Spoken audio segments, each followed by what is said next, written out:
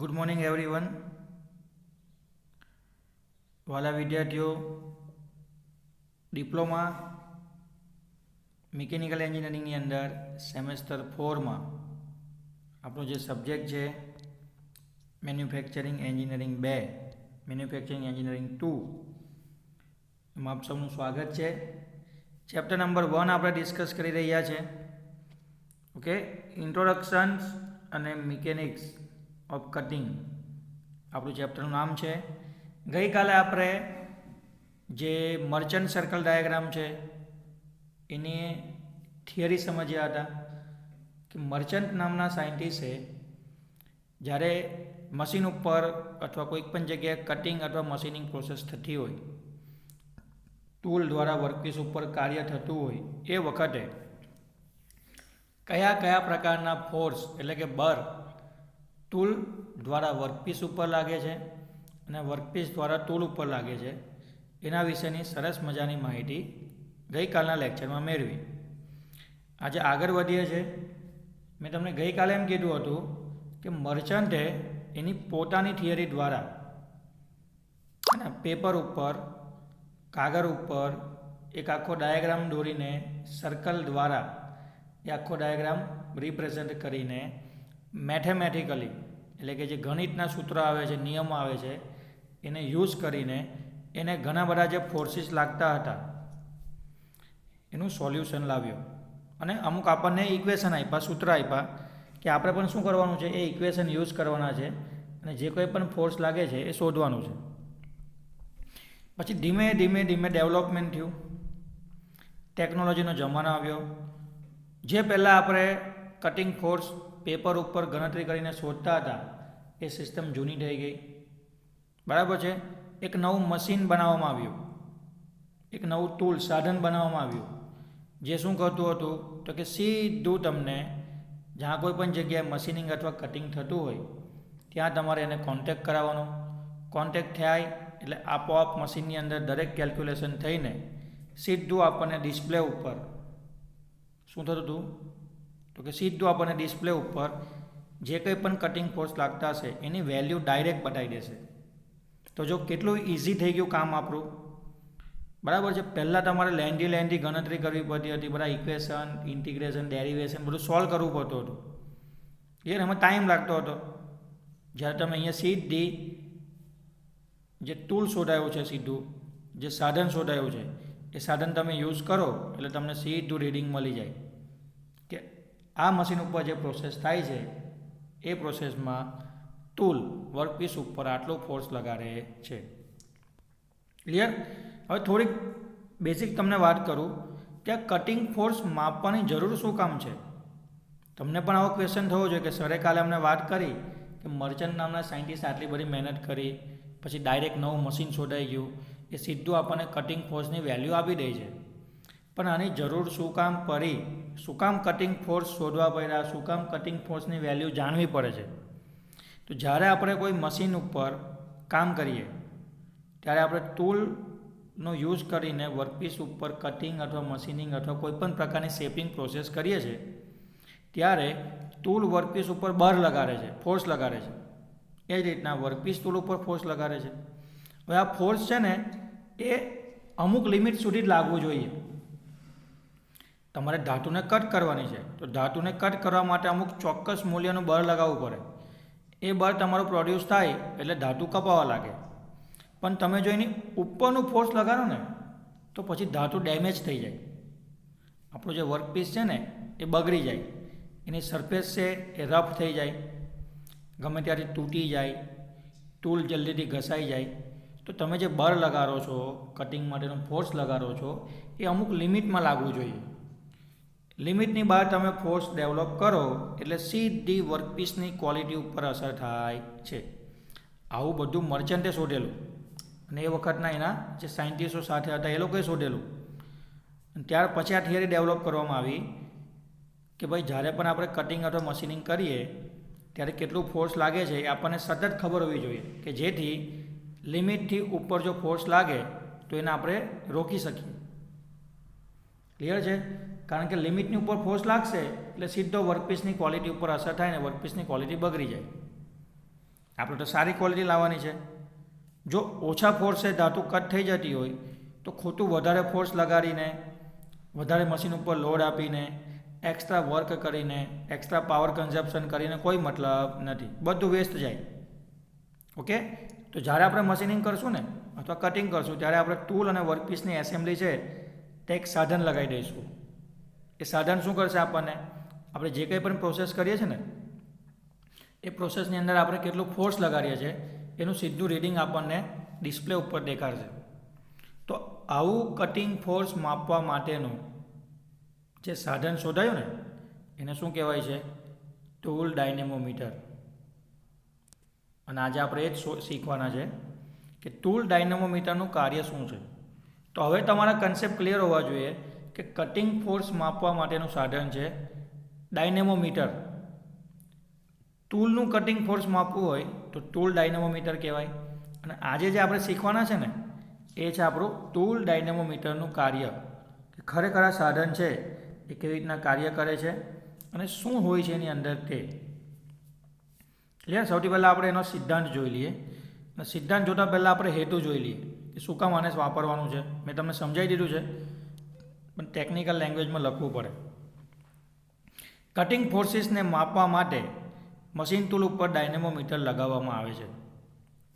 Simple, એક જ લીટીમાં તમને બધું સમજાવી દીધું કે કટિંગ ફોર્સ માપવા માટે મશીન ટૂલ ઉપર, એટલે આપણું જે મશીન ટૂલ હોય છે ટૂલ પોસ્ટ ઉપર એ કેટલું ફોર્સ લગાડે છે એ માપવા માટે એની સાથે મશીન ટૂલ ઉપર ડાયનેમોમીટર લગાવવામાં આવે છે. આ હેતુ છે. હવે આ ડાયનેમોમીટર આપણે ટૂલ ઉપર લગાવશું ને એટલે સીધું આપણને રીડિંગ મળશે કે ટૂલ કેટલું કટિંગ ફોર્સ લગાડે છે તે.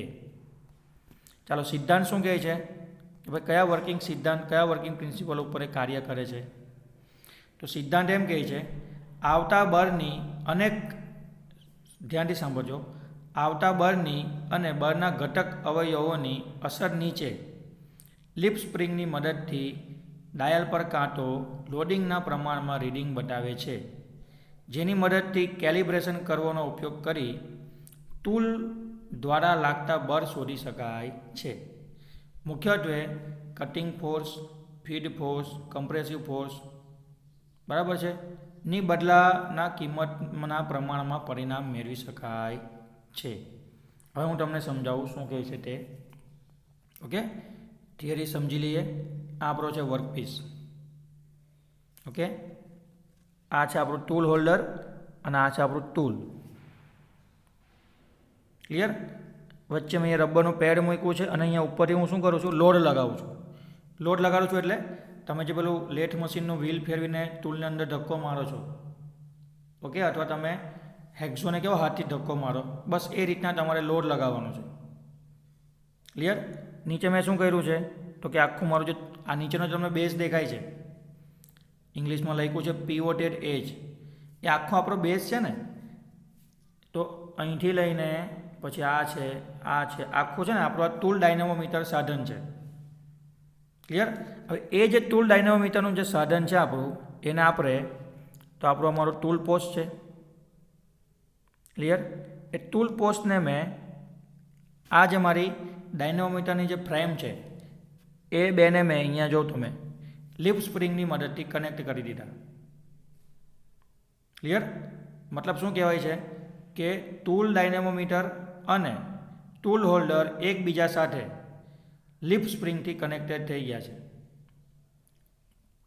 ઓકે, ત્યાર પછી જે ડાયનેમોમીટર છે એનું જે ડાયલ ગેજ છે કે જે આપણને રીડિંગ બતાવશે, જો આ ડાયલ ગેજ છે, એ ડાયલ ગેજ એની જે અણી છે એટલે એનું જે પોઇન્ટર છે ને તે તમે જો અહીંયા ટૂલ પોસ્ટ સાથે કનેક્ટેડ છે. મતલબ ડાયલ ગેજનું પોઇન્ટર ટૂલ હોલ્ડર છે આપણું, એની ઉપરની સરફેસ સાથે કોન્ટેક્ટમાં છે અને આપણું ટૂલ હોલ્ડર એ ડાયનેમોમીટર સાથે લિપ સ્પ્રિંગથી કનેક્ટેડ છે. હવે શું થશે, જ્યારે તમે મશીનિંગ કરશો ત્યારે તમે આ જે ટૂલ છે એને વર્કપીસની અંદર ધક્કો મારશો, એટલે આ દિશામાં તમે ધક્કો મારશો, એ દિશામાં તમે કટિંગ ફોર્સ એપ્લાય કરશો, ત્યારે વર્કપીસની અગેન્સ્ટ ટૂલ શું કરે છે, અંદરની તરફ જાય છે, એટલે ટૂલ વર્કપીસ ઉપર કમ્પ્રેસિવ ફોર્સ લગાડશે. એ વખતે થોડું ઘણું જે વાઇબ્રેશન છે ને એ ટૂલમાં થઈને ક્યાં આવશે? ટૂલ હોલ્ડરમાં આવશે. ટૂલ હોલ્ડર એ ડાયનેમોમીટર સાથે લિપ સ્પ્રિંગથી કનેક્ટેડ છે. એટલે એ જે વાઇબ્રેશન થશે એના કારણે આ જે લિપ સ્પ્રિંગ છે ને, આ જે લિપ સ્પ્રિંગ એની અંદર મોમેન્ટ ક્રિએટ થશે, હલનચલન થશે. અને જે કંઈ પણ હલનચલન થશે એ તમને અહીંયા ડાયલ ગેજ ઉપર રીડિંગ તરીકે જોવા મળશે. તમને એવું થાય કે સર આ તો હલનચલન થઈ, વાઇબ્રેશન થયું. એનો મતલબ શું? તો તમે જેટલું બળ લગાડો છો ને કમ્પ્રેસિવ ફોર્સ એને એકોર્ડિંગલી એટલે કે ડાયરેક્ટ પ્રપોર્શનલી તમે જે બળ લગાડો છો એનું ડાયરેક્ટ પ્રપોર્શનલી જે હલનચલન જે વાઇબ્રેશન જે થાય છે ને એ તમને અહીંયા જોવા મળશે. એટલે જે અહીંયા બળ લાગ્યું તમારું લાસ્ટમાં, અહીંયા જે તમે બળ લગાવ્યું એ સીધી બળની વેલ્યુ, ફોર્સની વેલ્યુ તમને અહીંયા ડાયલ ગેજ ઉપર જોવા મળશે. હવે કમ્પ્રેસિવ પણ હોઈ શકે, શિયરિંગ પણ હોઈ શકે, ટેન્શન પણ હોઈ શકે. ઓકે, તમારે શું કરવાનું? વર્કપીસને ધીમે ધીમે ફોર્સ આપતા જવાનું અને તમારી આંખ, નજર તમારી અહીંયા ડાયલ ગેજ ઉપર હોવી જોઈએ. તમને એવું લાગે કે મારે આ જે નીચેનો પોઈન્ટ છે ત્યાં સુધી ફોર્સ લગાવવાનો છે, પછી એની ઉપર ફોર્સ લાગે તો પછી શું કરવાનું? ટૂલને થોડુંક પાછળ ખેંચી લેવાનું. ત્યાં સુધી લાગે છે તો કન્ટિન્યુઅસલી ચાલુ રાખો. પણ જેવું આ 6ની ઉપર જતું રહેતું હોય તરત શું કહું? ટૂલને પાછું થોડુંક લઈ લેવાનું. તો આ રીતના તમે જોઈ શકો છો ટૂલ ડાયનેમોમીટરની મદદથી કે ટૂલનું ડાયનેમોમીટર એ કટિંગ ટૂલ સાથે કનેક્ટ કર્યા પછી ટૂલ વર્કપીસ ઉપર કેટલા મૂલ્યનું, કેટલી વેલ્યુનું ફોર્સ લગાડે છે એ સીધું તમને આ ડિસ્પ્લે ઉપર જોવા મળશે. ક્લિયર? હવે આ તમને દેખાય એટલું સહેલું અને ઇઝી નથી. ક્લિયર? અહીંયા લાગ્યું ફોર્સ, વાઇબ્રેશનમાંથી તમને સીધું અહીંયા રીડિંગ જોવા મળ્યું. આવું કેવી રીતના થયું? તો જ્યારે પણ આ બધું સેટઅપ થયું હશે ને તો લોડ અથવા તો કટિંગ ફોર્સ પ્રમાણે આપણો આ જે ડાયલ ગેજ છે ને જેની અંદર આપણે ડિજિટ લખ્યા હશે 0, 1, 2, 3, 4, 5 એવી રીતના, એને પરફેક્ટલી કેલિબ્રેટ કરવામાં આવે છે. કેલિબ્રેટનો મતલબ શું થાય? તો કે આટલું વાઇબ્રેશન થાય ઇઝ ઇક્વલ ટુ આટલું ફોર્સ. એ રીતના એને કેલિબ્રેટ કરવામાં આવે છે અને ત્યાર પછી આખું ડાયલ ગેજ ડિઝાઇન કરીને એને બનાવવામાં આવે છે. ઓકે, એ સમજવા માટે તમારી પાસે મેટ્રોલોજીનું નોલેજ હોવું જોઈએ. કયું? મેટ્રોલોજી. મેટરોલોજીની વાત નથી કરતા. મેટરોલોજી એટલે શું થાય? ધાતુશાસ્ત્ર. મેટ્રોલોજી માપન માટેનું જે શાસ્ત્ર છે તે. ક્લિયર? તો એ સબ્જેક્ટ પણ આપણે જ બનાવીએ છીએ M&I. તેમાં તમને રીડિંગ લેટર પણ આવડી જશે. ડાયલ ગેજ કેવી રીતના કામ કરે છે એ પણ હું શીખવીશ. ડાયલ ગેજમાં કેવી રીતના કેલિબ્રેશન કરાય છે. જો એક જ ડાયલ ગેજ છે પણ ઘણી બધી જગ્યાએ યુઝ થશે. ઓકે, તો એ બધું આપણે શીખીશું. જસ્ટ તમારે અહીંયા એટલું યાદ રાખવાનું છે કે કટિંગ ટૂલ ડાયનેમોમીટર આ રીતના સેટઅપમાં લગાવવામાં આવે છે. તમારે સૌથી પહેલાં તો આ ફિગર દોરવાની છે. ક્લિયર? લેક્ચર જો લેક્ચર પડે એટલે સૌથી પહેલાં તમારે આ ફિગર ડ્રો કરી દેવાની છે. ત્યાર પછી થિયરીમાં એનો હેતુ શું છે એ લખવાનો છે. પછી મેં અત્યારે તમને જે કાર્ય સિદ્ધાંત સમજાવ્યો એ લખવાનો છે. અને પછી મેં સાથે સાથે જે તમને આખું વર્કિંગ એનું જે રચના કન્સ્ટ્રક્શન છે કેવી રીતના કામ કરે છે એ દરેકે દરેક વસ્તુ તમારે તૈયાર કરીને લખવાની છે. અત્યારે અહીંયા બેઠા બેઠા ગેરંટી આપું છું તમને કે GTUની અંદર આ ક્વેશ્ચન 7 માર્ક્સની અંદર અથવા તો 4 માર્ક્સની અંદર ગેરેન્ટેડ આવશે. 100% પ્લસ 18% GST સાથે કહું છું. બરાબર? 100% પ્લસ 18% GST આવશે જ.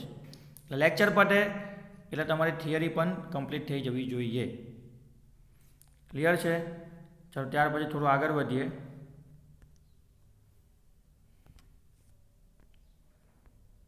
થોડુંક આપણને જે ટૂલ ડાયનેમોમીટર જે આવે છે ને બીજા કયા કયા પ્રકારના આવે છે. આ તો આપણે કયું જોયું? લિપ સ્પ્રિંગ વાળું જોયું. લિપ સ્પ્રિંગ આવે ને, અલગ અલગ હેલિકલ સ્પ્રિંગ આવે, લિપ સ્પ્રિંગ આવે. તો લિપ સ્પ્રિંગ પ્રકારનું ડાયનેમોમીટર હતું. પણ આ જે ટૂલ ડાયનેમોમીટર છે એ બીજા 2 પ્રકારના પણ આવે છે. પહેલું એક આવે છે મિકેનિકલ, એટલે મિકેનિકલની સ્પ્રિંગ, ક્લીવર, બરાબર, લિપ સ્પ્રિંગ. પછી આપણા જે બીજા મિકેનિકલના વર્કિંગ પ્રિન્સિપલ છે એને ધ્યાનમાં લઈને અથવા એ મિકેનિઝમ ઉપર કામ કરતા ડાયનેમોમીટર આવે છે. બીજું છે સ્ટ્રેન અથવા ગેજ ટાઈપ. તમે પહેલાં જોયો હશે વર્ષો પહેલાં પેલો સ્પ્રિંગ વજન કાંટો આવતો હતો તે સ્ટ્રેન ગેજ કહેવાય છે. ક્લિયર છે? તો એ રીતના પણ ડાયનેમોમીટર આવે છે. તથા 1 ડાયમેન્શનલ, 2 ડાયમેન્શનલ, 3 ડાયમેન્શનલ આવા પ્રકારના પણ શું આવી શકે છે? ડાયનેમોમીટર આવી શકે છે. તો ડાયનેમોમીટરની થિયરી સાથે જ તમને આ વસ્તુ આપી છે, તેના પ્રકાર પણ તમારે લખીને યાદ રાખવાના રહેશે. ઓકે, અહીંયા સુધી રાખીએ છીએ આજના લેક્ચરમાં. ખૂબ જ ઇમ્પોર્ટન્ટ અને આઈએમપી થિયરી આજે આપણે કમ્પ્લીટ કરી છે. 15 મિનિટનો લેક્ચર જોશો એટલે સીધા જીટીયુની અંદર તમારા 7 થી 5 માર્ક્સ રોકડા આજે ને આજે જ તૈયાર થઈ જશે. ક્લિયર? ખૂબ મજા આવી. આવતા નેક્સ્ટ લેક્ચરમાં મળીશું અને આ જ ચેપ્ટરની નેક્સ્ટ થિયરી છે એને કન્ટિન્યુઅસ કરીશું. Thank you.